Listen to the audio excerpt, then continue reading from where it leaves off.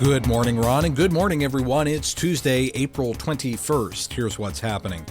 Christ is not a guru or a good luck charm. Those are the words of Pope Leo XIV at a mass in front of 60,000 in Sarimo, Angola yesterday. The Holy Father continued, quote, "He, the risen one, illumines for us the path to the Father, and with the strength of the Spirit he sanctifies us so that we may transform our way of life in conformity with his love.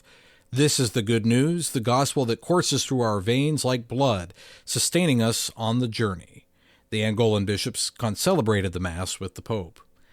A U.S. delegation led by Vice President J.D. Vance is set to travel to Pakistan today for potential peace talks with Iran.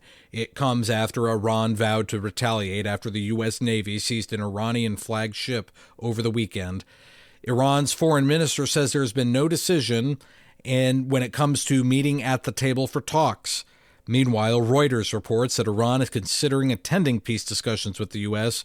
due to Pakistan working to end the American blockade of Iran's ports. President Trump has threatened to knock out Iran's power plants and bridges if no deal is reached, as the ceasefire between the two countries is set to expire on Wednesday. Trump said it's highly unlikely that there will be an extension. The Supreme Court will be hearing a religious liberty case involving Catholic preschools in Colorado who were excluded from the state's universal preschool program.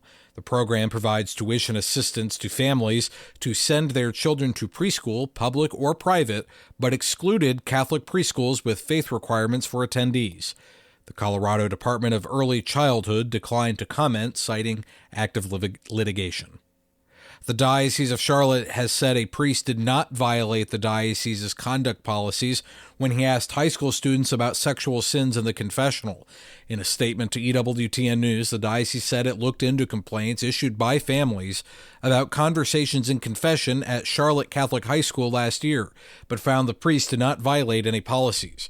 The families, who wished to remain anonymous, told WCNC their daughters thought the questions were unexpected and personal.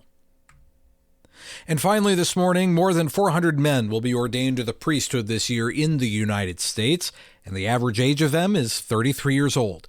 The Center for Applied Research in the Apostolate found that most of the seminarians are lifelong Catholics and first considered the priesthood when they were 16. Nearly a third of seminarians in the U.S. come from overseas, with the average age of them moving to the U.S. when they were 22. And that is the news this morning. I'm Matthew Handley. Back we go now to Toledo. Here's Ron, Dave, and Pat.